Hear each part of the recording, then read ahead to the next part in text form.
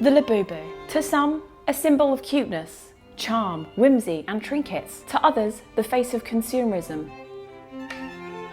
If by some miracle you don't know what a Labubu is, the company that makes these dolls, their CEO is now the 10th richest person in China because of this. Now, due to the huge surge in popularity of this thing, we've seen all different types of Labubu popping up all over the place. We have 24 karat gold Labubu, we have human-sized Labubu that's sold for $150,000 US. We've seen the Labubu birthday cake for Madonna herself, the Queen of Pop, otherwise known as the Madudu. Also, why does it look like someone wrote Madudu in marker pen on the side of this cake? We've seen Lafufus, fake Labubus, among some other questionable customizations, which I won't go into in this video. But today, I'll be attempting to create a new form of Labubu, an idea that has been haunting my mind since the moment it formed in there, and that is a long bubu. And to make my long Labubu, I was tempted to buy a Lafufu because real Labubus do cost a pretty penny. But no, I will be using a real Labubu to make my long bubu.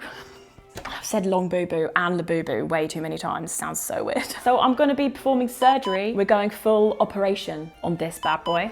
Girl, all Labubus are girls. Bet you didn't know that. You can wait there, your time will come. So I've gathered all the materials I need to do this. The fur, which I tried my best to match to the Labubu color, by the way. It did look the same color online. It is in fact not the same color. The spine of my long bubu. I've even sketched the vision for my design. I'm essentially going for a tube design. I have actually attempted to do this many years ago when I made my long Furby. Let me show you. Yep, I made this long Furby, 3-headed. It's her birthday this month. Please say happy birthday. I kind of guessed how to do this. I didn't follow any patterns, but this time I'm taking it just a little bit more seriously. I'm gonna try my best to follow the vision that I have here. I haven't got a sewing machine. It's gonna be hand sewn. I feel like I'm getting myself into something way more stressful than I realize at this moment in time, but I've gotta give it a shot. Okay, I hope you're ready for everything to go wrong because I just spilt these pins everywhere whilst trying to take the label off the top. And now I'm just gonna leave the label on, which is very unsatisfying. So let's begin. I think I'm gonna take the face off of the Labubu first. I can see some stitching, which I can unpick. Unfortunately, I don't have an unpicker, so I have to use a scalpel. See those tiny stitches? I'm gonna try and cut them. I'm trying really hard just to get the stitches out and not hurt the face. Oh, it's coming off. It feels like I'm giving my Labubu a facelift. Labubu gonna be snatched. This is so haunting. Okay. She's free. All right, the face is off. Wait. Now I'm gonna cut out my material using this sewing pattern. So I found some new fabric for the body, which actually matches the original Labubu color a lot better. And then this beige color is gonna be for the middle of the Labubu. Let's get this carcass out the way. Guys, I'm so scared to do this. I only have one roll of fabric. I'm gonna do the ears first, so I'm just gonna pin the paper to the fabric. If you're wondering why I'm leaving so much space, it's so I have room to sew because I made that mistake before. Right, so we have our first ear. I've just gotta sew these together. Oh, okay, we have it. There you go. This thread is exactly the same color as the material, so I can't really see what I've done, but cool. Right, that should do. Let's see what this looks like. Okay, the ear is massive compared to the head, but it'll be fine. Hey ho, we'll get what we're given. Gotta now try and make the other ear the same triangular shape. This material is really soft, it's actually teddy bear material, so I'm hoping this is gonna be a very soft and huggable Labubu. Also, whilst I was waiting for this extra material to arrive, somebody sent me a picture of a long bubu.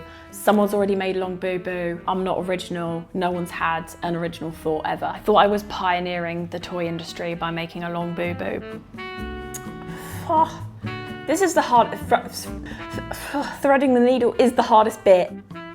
I actually can't believe I'm hand sewing the whole body. Why am I doing this to myself? Right, let's see what shape this ear is. Okay, one is definitely bigger than the other. The second ear is like humble and round. The first ear is like pointy and slightly aggressive. So I'm gonna redo the first ear. Okay, we have the Labubu ears and they're both pretty even. I actually did redo the first ear. I want this Labubu to have a humble aura, so it needed some humble round ears. I'm gonna go back in with my scalpel and take the hands and feet off of the original Labubu body because I want them sticking out of my long Labubu. Right, I can't see the stitching on the hands, so I'm just cutting the arm off, which feels really, really wrong. Oh, it's like attached with a tube. It's like cuffed inside the body, not the cable tie hand cuffs around the Labubu's hands. Okay, we have the tiny hands. They are so small. This looks like it's seen better days. Okay, time to take the feet off. What the? How am I gonna get that off? Who'd have thought there's so many layers to Labubus? I have a foot. My plan is just to stick these to the Labubu body, so let's make the body.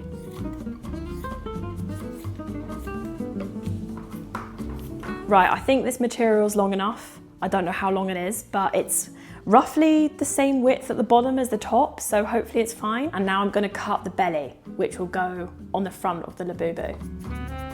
I'm just trying to cut it a bit straighter because it's so wonky right now. Right, so I have the body and the belly. Now I've got to cut out the head. Working out how the different parts of the head went together was so hard. To me, sewing patterns feel like doing an IQ test. You know, when you have to like work out the symmetry, where the different shapes go, which ones match together. So doing this kind of felt like brain training, which is good, I guess. And once I'd worked out what the head was meant to be, it was like 3 pieces sewn together. I then had to sew it in half to make like a little helmet, which would be the head. And everything seemed to be going fine here because once I'd sewn all the pieces together, I had this head shape. And then I just had to sew the ears onto the inside, which was a bit scary because there are so many layers. I didn't really understand what I was sewing. Like, what am I looking at here? Oh, I think I've sewn the ears way too low down. I'm just gonna have to add an extra bit of fabric for the neck, I think, because the face is gonna be like here. Well, I'm just gonna continue and hope for the best. In all my many years of sewing, of which there are none, this was definitely the longest thing, like literally the longest thing I've ever attempted to sew, as the seamstress I am. Yeah, I watched 2 movies while sewing this, that's how long it took.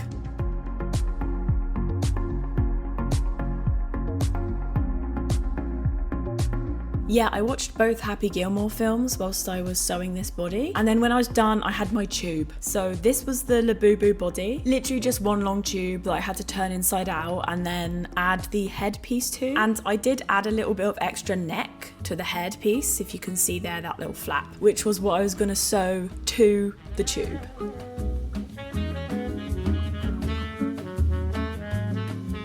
Once that was mostly sewn on, it was time for the fun part, which was stuffing the body. There's no good way of saying that. And as I was stuffing the head, I realised it was way too pointy. I don't know why I was so triangular.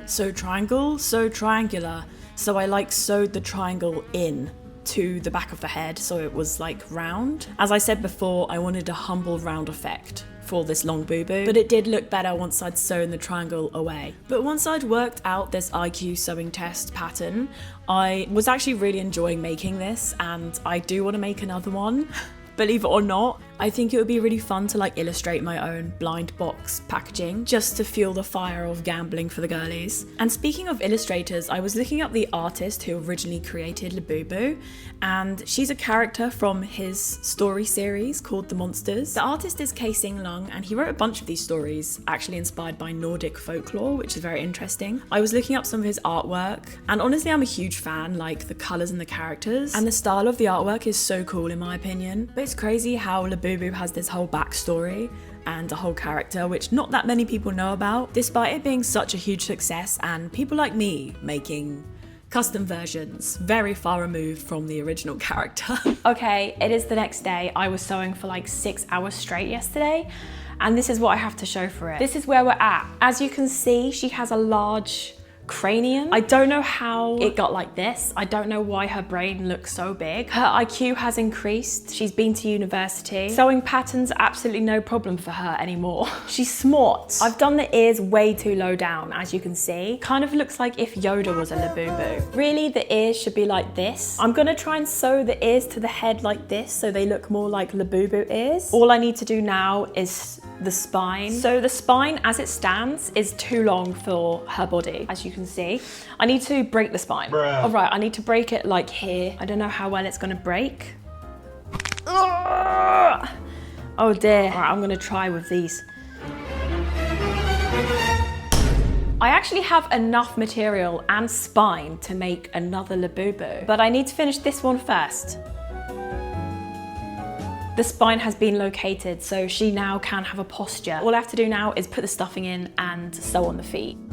I was on to the last few stages of this long boo-boo process, and I was thinking back to when I almost got put off doing this because I saw someone else had done it. I feel like this is quite common with making anything. Like if you see someone else has done it and they've probably done it better, it's so easy to be put off doing it in the first place. But honestly, when you embrace that idea of like no one's had an original thought and all art is inspired by other things, it kind of feels like, well, I might as well make the thing, you know? Because the thing you make will be yours and it will have your own unique individual spin on it because you made it. Don't know if I'm stating the obvious here, but I am glad that I made this thing, whatever it is.